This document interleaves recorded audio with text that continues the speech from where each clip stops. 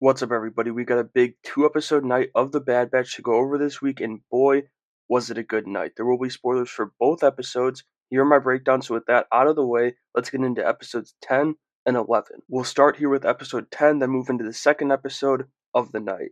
10 opened up with a Force-sensitive child. I'd like to call this species a owl pig alien who gets noticed in public after throwing a tantrum. One of the witnesses calls it in, saying it'll require a Tier 1 bounty hunter to recover the child. Back on Tantus, Dr. Carr wants to be the new chief scientist, with Nala Se back behind bars after helping Omega escape. With Carr pushing, Hemlock agrees to bring her in on Project Necromancer. We also get to know more about Project Necromancer, as we knew it was about Palpatine and his clones and his contingency plan and likely Snoke too, but we learn they're collecting Force-sensitive children and using their blood in the experiments. Back with the owl pig alien kid, the notorious bounty hunter Cad Bane arrives to collect the bounty. There was a really funny moment with Toto here, Bane's droid, who's voiced by Seth Green, I believe. Is that his name? I'm blanking on his name. But anyway, there's a real funny moment during all this when Toto has to take care of the kid, and it's just hilarious watching Toto have his little I'll call it a temper tantrum. Then, with the other Force-sensitive kids, we see Carr continuing to work with them as one of them, a young boy named Jax, tries to escape but doesn't even make it out of their room, or as Hemlock calls it, the vault. After that, Carr goes to talk with Nala Se about the kids who are simply specimens to the Empire and Hemlock. Carr is pushing her way to the center of the Emperor's personal project, and I definitely think she'll be a key in whatever the Rogue clones due to Tantus and the Empire this season. Speaking of, we got a really great moment between Tarkin and Hemlock where Tarkin calls the base and it's revealed he hasn't even been looped in on Project Necromancer. The Emperor is really keeping this thing close to his chest if Tarkin, who was one of his most trusted officers, doesn't know about it. But after that encounter, Hemlock gets some good news as the Shadow has located Sid, and of course, she gives the team up once again because that's just who Sid is. She is a slimy Trandoshan. The episode ends as Carr goes with the commando Scorch to pick up the owl pig from Bane. During this, Bane drops a chilling line about being good at his job, implying he's captured and turned over a whole lot of children for sensitive children as Carr becomes even more conflicted with her role in the Empire. I thought that was a good, not great episode. It was obvious that Carr was going to turn good at some point, even though she, technically hasn't yet. But I like the execution of it so far and the way it's headed, and I'm intrigued to see what she does later in the season.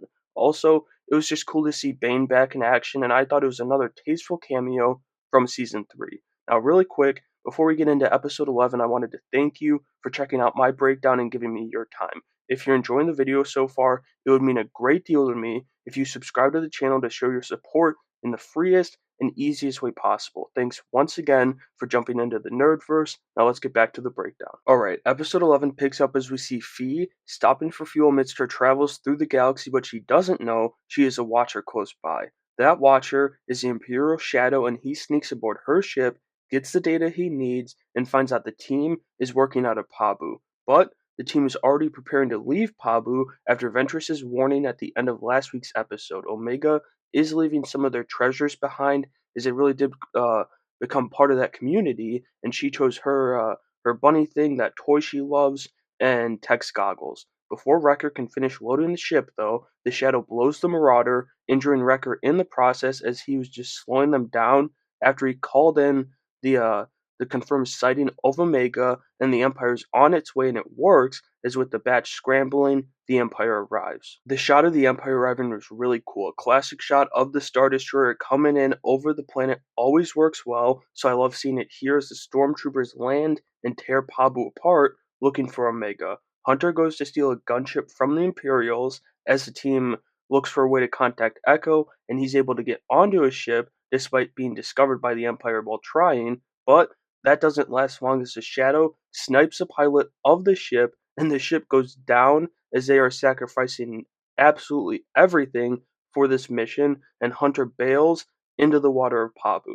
Then, while Omega and Crosshair are waiting with a recovering Wrecker, Omega opens up about the guilt she has over this attack and she wants to turn herself in. She thinks that, obviously she needs to do that for her conscience, but she thinks that doing this is the only way to find Tantus and save the rest of their brothers trapped on the base being experimented on daily, so Omega turns herself in. As that's happening, an exhausted Hunter reaches the surface and is met by Batcher, who'd been chased off by stormtroopers earlier on, and Crosshair sneaks through the streets of the city only to be caught once he's in position, and he ends up missing his shot with the tracker. Plan failed. The episode ends as Omega is being transported back to Tantus, not knowing their plan already failed because Crosshair missed, as she seemingly, they're always so I don't know if cautious is the word there. It's always teasing with her force sensitivity, but she seemingly taps into the force for comfort on her journey. Episode 11 was the better of the two episodes we got last night, in my opinion, but they were both good.